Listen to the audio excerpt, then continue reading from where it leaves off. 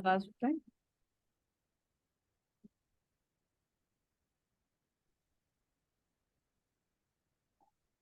اچھا جی، اعوذ باللہ من الشیطان الرجیم، بسم اللہ الرحمن الرحیم۔ ہم دیکھتے ہیں اگلے رکوع کو اور دیکھتے ہیں کہ اس میں اللہ رب العزت نے کیا کیا ارشادات ہماری طرف بھیجے، کیا کیا احکامات ہماری طرف نازل کیے۔ ہم ان ساروں کو تھوڑا سا ان کی ڈیٹیل دیکھتے ہیں، ٹھیک ہے۔ پہلی آیت کو دیکھتے ہیں، الم تر الی الذین خرجوا من دیارہم وهم الوف حذر الموت۔ اب یہ کیسی بنی اسرائیل میں سے ایک ایسی بستی کے ایک ایسے لوگوں کے بارے میں بات کی جا رہی ہے جو کہ موت کے خوف سے وہاں سے بھاگ نکلے تھے۔ انہیں یہ خوف تھا کیونکہ وہاں پر اس وقت طاعون کی بیماری، طاعون کی وبا پھیلی ہوئی تھی، اور وہ سارے کے سارے لوگ وہاں سے بھاگ نکلے کہ کہیں ایسا نہ ہو کہ ان کو موت آ جائے اور وہ سب کے سب وہاں مر جائیں۔ تو وہ سب لوگ وہاں سے بھاگ گئے۔ تو اب روایات کے اندر اس پیغمبر کا نام واضح طور پر نہیں لکھا ہوا کہ وہ پیغمبر کون سے تھے جن کے وقت میں یہ باتیں ہوں، وہ کون سے پیغمبر کی وہ قوم تھی، لیکن کچھ روایات پہ اس پیغمبر کا نام حزقیل علیہ السلام بتایا جاتا ہے۔ ہا زا قاف یا لام، حزقیل۔ میں یہاں پر لکھ دیتی ہوں آپ لوگوں کے لیے، حزقیل، حزقیل، ٹھیک ہے۔ یہ پیغمبر تھے جن کی وہ قوم تھی جو اس خوف سے وہاں سے بھاگ گئے کہ کہیں ایسا نہ ہو کہ ان کو موت آ جائے اور وہ سب کے سب مارے جائیں۔ کس وجہ سے مارے جائیں؟ کہ وہ بھی اس طاعون کی بیماری میں، اس طاعون کی وبا میں اور جو پھیلی ہے اس میں مر نہ جائیں۔ تو وہ سارے کے سارے لوگ وہاں سے بھاگ گئے۔ اب وہ سارے لوگ ایک جنگل میں بھاگ گئے، بہت دور بیابان علاقے میں بھاگ گئے جہاں پر کوئی بھی نہیں تھا ان کو وہاں سے، یعنی کہ کوئی کچھ بھی نہیں تھا وہاں پہ، نہ کوئی بیماری تھی، نہ کوئی تکلیف، اور نہ ہی کوئی انسان وہاں پر تھا۔ وہ ساری کی ساری قوم وہاں سے بھاگ گئی۔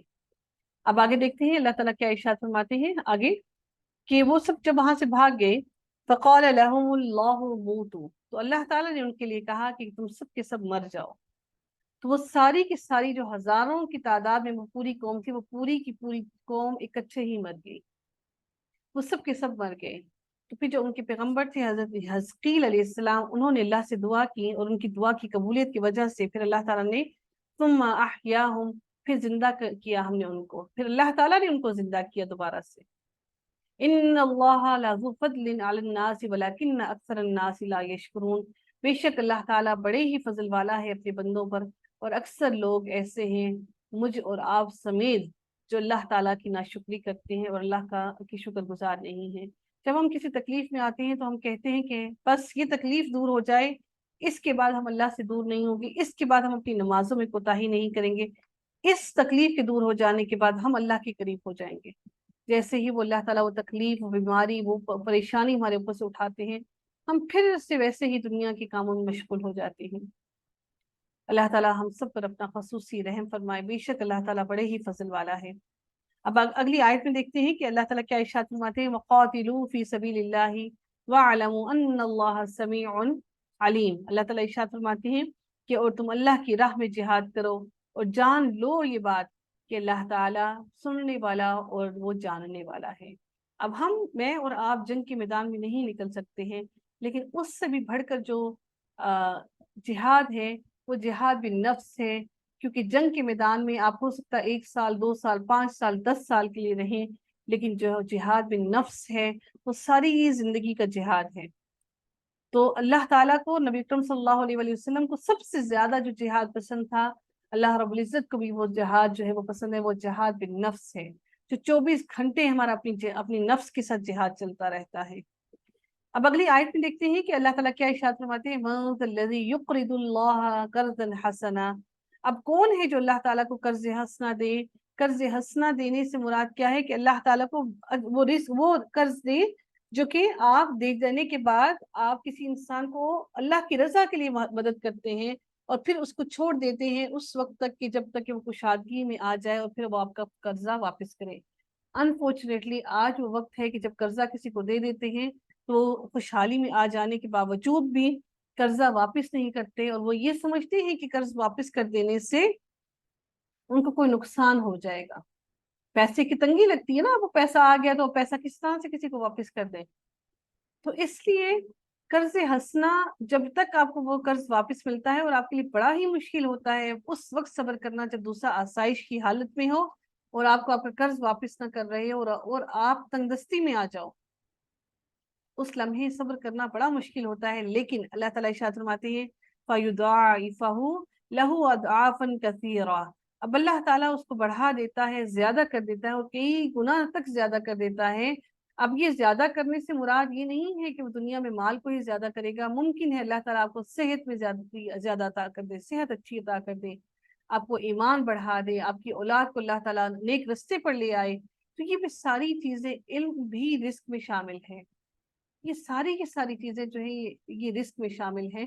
تو اب دنیا میں تو اللہ تعالیٰ اس کو بڑھائے گا ہی، لیکن اس قرض حسنہ کا اجر قیامت تک اگر آپ مر بھی جاتے ہیں تو قیامت تک اس قرض حسنہ کا جو ریوارڈ ہے وہ ملتا ہی رہتا ہے، وہ رکتا نہیں ہے جب تک کہ ڈے آف ججمنٹ نہ آ جائے۔ تو اس وقت تک سوچئے کہ آپ کا وہ قرض حسنہ کا جو ریوارڈ ہے اس وقت تک آپ کے لیے ملتا ہی رہے گا۔ اللہ تعالیٰ ارشاد فرماتے ہیں واللہ یقبض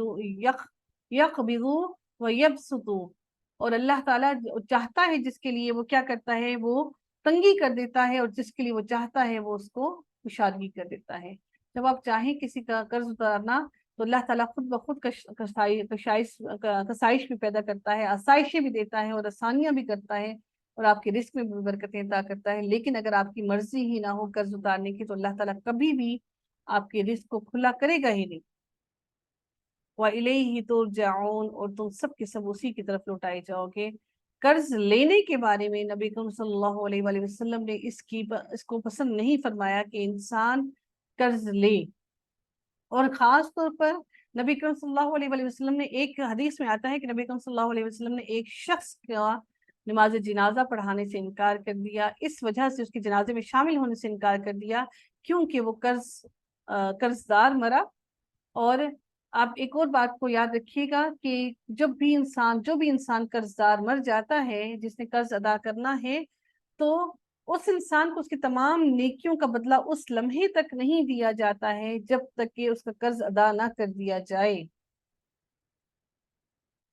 حتیٰ کہ شہید کو شہید کا رتبہ بھی نہیں ملتا اس لمحے تک جب تک کہ اس کا قرض ادا نہ کر دیا جائے۔ اگر آپ کے ذمہ قرض ہے کسی کا بھی، چاہے وہ ایک آنا ہی کیوں نہ ہو، ایک سوئی ہی کیوں نہ ہو، تو وہ قرض اپنی زندگی میں ہی ادا کر دیجیے، ایسا نہ ہو کہ وہ آپ کی ساری نیکیوں کا حقدار بن جائے۔ تو قرض کو معاف کرنا اس کے لیے تو بڑے اجر ہیں، لیکن جس نے قرض لے لیا اور قرض واپس نہیں کیا اس کے لیے بڑی تنگی ہے۔ تو اللہ چاہتا ہے جس کے لیے وہ آسانیاں پیدا کر دیتا ہے، کھول دیتا ہے، آسائش کو کھول دیتا ہے، اور جس کے لیے چاہتا ہے وہ تنگی کر دیتا ہے، چاہے وہ دنیا میں بھی کر دے اور آخرت میں بھی تنگی کر دے۔ اب اگلی آیت میں دیکھتے ہیں الم تر الی الملأ من بنی اسرائیل من بعد موسیٰ، حضرت موسیٰ علیہ السلام کے بعد بہت عرصے تک بنی اسرائیل جو ہے، کچھ عرصے تک تو وہ درست رستے پر رہے، اس کے بعد بنی اسرائیل نے کیا کیا کہ انہوں نے بھی پھر وہی بتوں کی طرف آگے، پھر وہ ویسے کے ویسے ہی چل پڑے۔ تو اللہ تعالیٰ یہاں پر ارشاد فرماتے ہیں کہ ان کی سب سے پہلے جس رستے پہ وہ لوگ چلے تھے وہ سردار تھے ان کے، کیونکہ سردار ہی کے پیچھے قومیں چلتی ہیں۔ آج بھی اگر ہم اپنے گاؤں کی طرف چلے جائیں تو جو مزیرے ہوتے ہیں، جو نچلے طبقے کے ہوتے ہیں، وہ کہتے ہیں جی ہمارا سردار یہ کام کر رہا ہے تو ہم بھی وہ کام کریں گے، کیونکہ وہ سمجھتے ہیں کہ سردار ایک ہمیشہ درست ہی ہوتا ہے، وہ غلط رستے پر نہیں جا سکتا، اور ایک مال کا بھی روب و دبدبہ ہوتا ہے۔ تو اللہ تعالیٰ ارشاد فرماتے ہیں کہ کیا تم نہیں دیکھتے ہو ان سرداروں کی طرف جو کہ بنی اسرائیل میں تھے، اور وہ حضرت موسیٰ علیہ السلام کے بعد کی بات ہو رہی ہے۔ اب ان سرداروں نے کیا کہا کہ جب انہوں نے اپنے نبی سے کہا، اب اس وقت جو نبی کافی عرصے تک وہ لوگ بھٹکتے رہے گناہوں میں، گمراہی میں، تو پھر انہوں نے اللہ سے دعا کی، تو پھر اللہ تعالیٰ نے ان کے لیے ایک نبی کو مبعوث فرمایا جن کا نام شمویل علیہ السلام ہے، شین میم واو یا لام، شمویل، ٹھیک ہے، شین میم واو یا لام، یہ حضرت موسیٰ علیہ السلام کے بعد جو نبی مبعوث فرمائے گئے تھے ان کا نام ہے شمویل علیہ السلام، ٹھیک ہے۔ تو اللہ تعالیٰ نے ان کو مبعوث فرمایا ان کی دعا کی وجہ سے، کیونکہ ان کے بیچ میں کوئی بھی ایسا نہیں تھا جو کہ ان کو ہدایت کی باتیں بتاتا، وہ سب کچھ بھول چکے تھے۔ تو اب اللہ تعالیٰ نے جب ان کو مبعوث فرمایا تو پھر انہوں نے وہ نبی مل جانے کے بعد اب اللہ سے یہ دعا کی کہ ہمیں کوئی بادشاہ بھی دے۔ اب نبی ان کے درمیان میں موجود ہیں، وہ انہوں نے بادشاہ کی ہمیں تقاضا کیا کہ ہمیں کوئی بادشاہ، ایسا بادشاہ دے जिसकी सरपरस्ती के अंदर हम लोग अल्लाह की राह में जिहाद करें, लड़ें। तो अल्लाह ताला ने इरशाद फरमाया, तो अब आगे क्या इरशाद होता है, क़ाल हल असैतुम इन कुतिबा अलैकुमुल क़िताल अल्ला तुक़ातिलू, ऐसा ना हो कि तुम पर जिहाद फर्ज कर दिया जाए, तुम्हें जंग करना फर्ज कर दिया जाए और फिर तुम जिहाद ना करो। तुम ऐसा ना हो कि फिर तुम पर जब फर्ज कर दिया जाए वो तो फिर लाजिम हो गया ना तुम पर, फिर तुम उसको करो ही ना। तो उन लोगों ने क्या जवाब दिया, क़ालू वमा लना अल्ला नुक़ातिला फ़ी सबीलिल्लाह, ऐसा कैसे मुमकिन है कि हम जिहाद ना करें, हालांकि हम पर ही जुल्म किया गया और हमें ही निकाला गया हमारे घरों में से, और हमारी औलाद को भी हमसे जुदा कर दिया गया। तो फिर हम उन लोगों के खिलाफ जंग क्यों नहीं करेंगे? हम तो डेफिनेटली उनके खिलाफ जंग करेंगे, क्योंकि उनके पास ताबूत सकीना था जिसके अंदर हज़रत मूसा अलैहिस्सलाम की बाकियात, उनकी असा और ये सब चीजें मौजूद थी। तो वो ताबूत, जब भी उनको कोई मुश्किल पेश आती थी तो वो ताबूत सकीना की तरफ रुजू किया करते थे। तो अल्लाह ताला ने वो ताबूत सकीना उनसे छीन लिया। तो उसके बाद वो कौम बड़ी सालों तक भटकती रही, गुमराही में भटकती रही, उनके ऊपर जिल्लत मुसल्लत कर दी गई, रुसवाई मुसल्लत कर दी गई, उनको घरों से निकाल दिया गया, वो पस्ती की हालत में चले गए। तो अब वो कह रही थी कि हम क्यों नहीं जिहाद करेंगे जबकि हम ये सब कुछ फेस कर चुके हैं।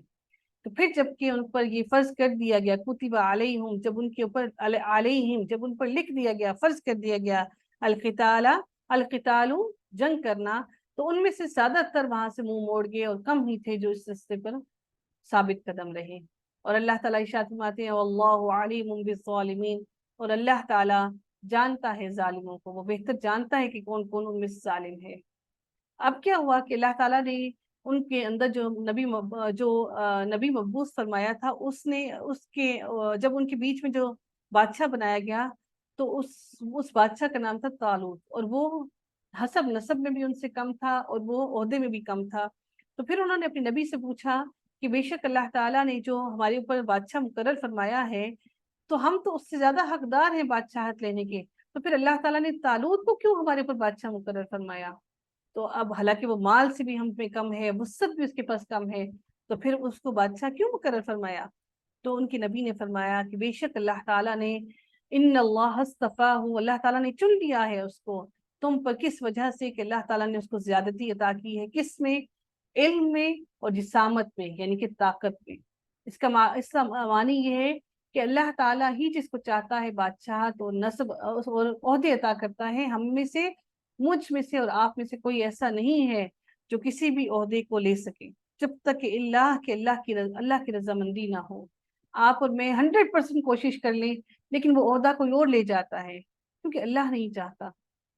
तो अल्लाह ताला फरमाते हैं यहाँ पर वाज़ेह अल्फाज में, अल्लाह ताला इरशाद फरमा देते हैं, वल्लाहु युती मुल्कहु मन यशा, अल्लाह जिसको चाहता है अपनी बादशाहत अता करता है, और अल्लाह ताला वासिउन अलीम, वुसअत वाला है और वो इल्म वाला है, जानने वाला है, वो बेहतर जानता है कि उसने किसको क्या चीज अता करनी है।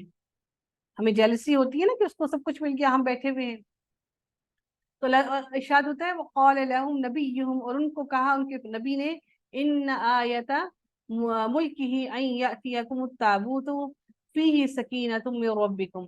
अब नबी ने उनको क्या कहा कि अब तुम नहीं मान रहे कि ये बादशाह है, अब इसकी मानने के लिए तुम्हारे लिए क्या है कि अब तुम्हारे लिए अल्लाह ताला ने एक मौजज़ा दे दिया कि वो जो ताबूत सकीना तुम्हारा निकल गया था तुम्हारे हाथों से, अब वो ताबूत सकीना तुम पाओगे इस बादशाह के पास, तालूत के पास।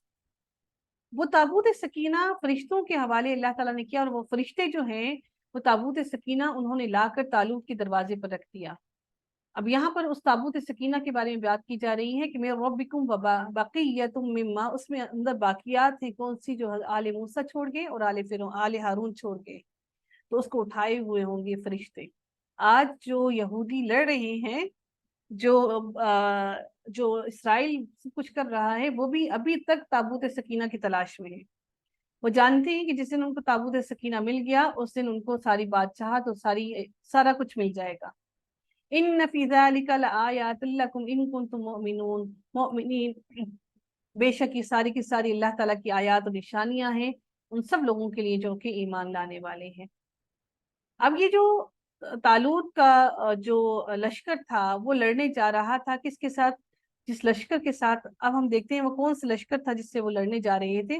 फलम्मा फसल तालूत बिल जुनूदी क़ाल इन्नल्लाहा मुब्तलीकुम बिनहरिन। अब वो जब निकल पड़ा तालूत का लश्कर, तो अल्लाह ताला ने फरमाया उनके लिए कि क्या, अब अल्लाह ताला उनको आजमाइश में डालने वाला था एक नहर से। वो नहर इस वक्त जो है वो उर्दन और फलस्तीन के दरमियान में मौजूद है, जिस नहर से अल्लाह ताला ने उनको आजमाया था। फमन शारिबा मिन्हु फलैसा मिन्नी, तो अल्लाह उन्होंने फरमाया, तालूत अलैहिस्सलाम ने फरमाया उनसे कि जो कोई इस नहर में से पानी पी लेगा वो मुझ में से नहीं। वमन लम युतअमहु फइन्नहु मिन्नी, तो जो कोई इससे रुक जाएगा वो मुझ में से है, यानी कि वो मेरे साथ साथी शामिल होगा। लेकिन वो अगर पीना चाहे तो कितना पिएगा, वो सिर्फ और सिर्फ एक चुल्लू पिएगा। कितना चुल्लू? जितना उसके हाथ में आ जाए। तो सब के सब ने क्या किया, उस नहर का पानी पी लिया। लेकिन कम ही थे जिन्होंने इस पर अमल किया, और कम ही थे जिन्होंने नहर का पानी नहीं पिया। अब जिन लोगों ने एक नहर का पानी पी लिया, उसके पीने के बाद उनके चेहरों पर स्याही आ गई, और उनके दिलों में वो जो जालूत का लश्कर था उसके लिए एक डर और खौफ बैठ गया। उनके दिल डर और खौफ में मुब्तला हो गए, और उनके चेहरे डर और खौफ की वजह से स्याह होना शुरू हो गए। अब कम ही लोग थे, रवायात में आता है कि वो 313 थे जिन्होंने पानी नहीं पिया था। रवायात में ये बात आती है, वल्लाह आलम। और असहाब बदर की तादाद भी 313 ही थी। तो फलम्मा जावज़हु हुआ वल्लज़ीना आमनू माअहू, तो फिर वो जो लोग, जिन लोगों ने पानी नहीं पिया था, सिर्फ और सिर्फ वही लोग गए जंग करने के लिए। अब 313 लोग, इतने बड़े लश्कर, हजारों की तादाद के लश्कर के साथ जब लड़ने के लिए गए, तो उन्होंने क्या कहा, क़ालू ला ताक़ता लना लना अल-यौम बिजालूत व जुनूदिही, कि अब हम में कोई ताकत नहीं है आज के दिन इस जालूत और उसके लश्कर से लड़ने की, क्योंकि जालूत का लश्कर बहुत जंगजू और बहुत ताकतवर था। अब उनके जो बादशाह था उन्होंने क्या कहा, क़ाल अल्लज़ीना यज़ुन्नूना अन्नहुम मुलाक़ुल्लाहि, उन्होंने क्या कहा कि उन्होंने ये कहा कि लेकिन अल्लाह ताला की, लेकिन जो लोग अल्लाह ताला से मुलाकात पर यकीन रखते थे, वो जानते थे कि ये जिंदगी कम ही दिनों की जिंदगी है।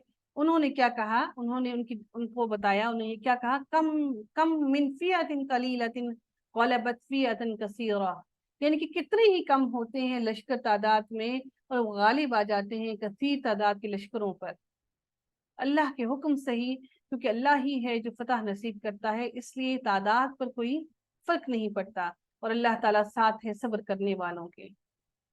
अब क्या हुआ कि जब वो बाराजू रूबरू हुए, आमने सामने हुए जालूत और उसके लश्कर के, तो ऐसा नहीं कि वो उस बात पर यकीन करके बैठ गए कि हम तो फतह ही हासिल करेंगे।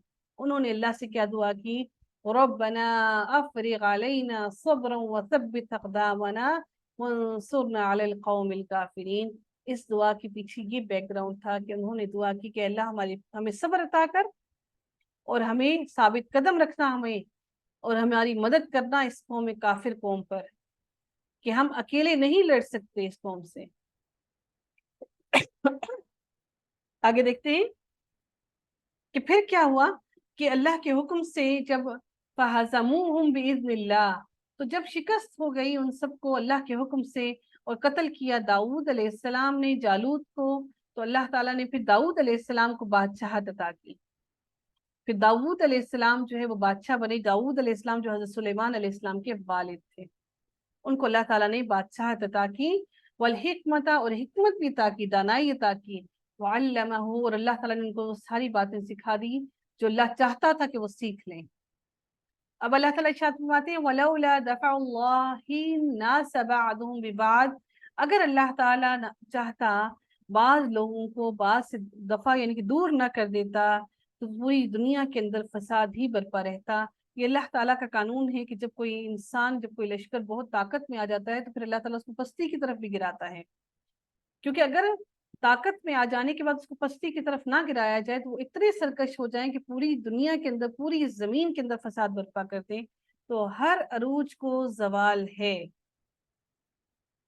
आप याद रखिएगा जिंदगी में कि हर अरूज को जवाल है, चाहे वो कोई भी अरूज पर हो। ये अल्लाह का कानून है कि हर अरूज को जवाल है। तो हम इसको यहाँ से देखते हैं कि अल्लाह ताला इस बात में इरशाद फरमाते हैं, वलौला दफ़अल्लाहि अन्नास बअदहुम बिबाद, अगर अल्लाह ताला दूर ना कर देता उस जालूत के लश्कर को तालूत के लश्कर से, تو کیا ہوتا کہ پوری دنیا کے اندر، پوری زمین کے اندر فساد ہی فساد برپا ہو جاتا. وَلَكِنَّ اللَّهَ ذُو فَضْلٍ عَلَى الْعَالَمِينَ، بے شک اللہ تعالیٰ تمام کے تمام عالم پر اپنا فضل کرنے والا ہے. اب اللہ تعالیٰ نبی کریم صلی اللہ علیہ وآلہ وسلم کو بتاتے ہوئے ارشاد فرماتے ہیں کہ تِلْکَ آیاتُ، یہ وہ ساری کی ساری نشانیاں اور آیات ہیں، نتلوہا، ہم آپ کے سامنے اس کو بتاتے ہیں، ہم آپ کو پڑھ کے سنواتے ہیں، علیک بالحق، آپ پر حق کے ساتھ، کیونکہ آپ وہاں پر موجود نہیں تھے. نبی کریم صلی اللہ علیہ وآلہ وسلم وہاں موجود نہیں تھے جب یہ سب کچھ ہوا، لیکن اللہ تعالیٰ نے یہ سارا کا سارا علم نبی کریم صلی اللہ علیہ وآلہ وسلم کو عطا فرمایا.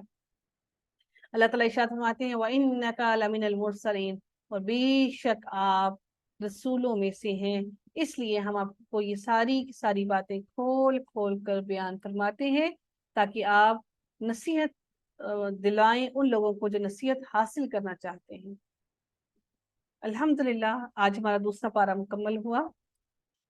الحمدللہ ثم الحمدللہ. اللہ تعالیٰ ہم سب کا پڑھنا قبول فرمائے اور اللہ تعالیٰ ہم سب کو عمل کرنے کی توفیق عطا فرمائے. آخر دعوانا الحمدللہ رب العالمین وصلی اللہ تعالی علی خیرہ خلقہ اجمعین برحمتک یا ارحم الراحمین. سبحانک اللہم وبحمدک، نشہد ان لا الہ الا انت، نستغفرک ونتوب الیک. السلام علیکم ورحمۃ اللہ وبرکاتہ.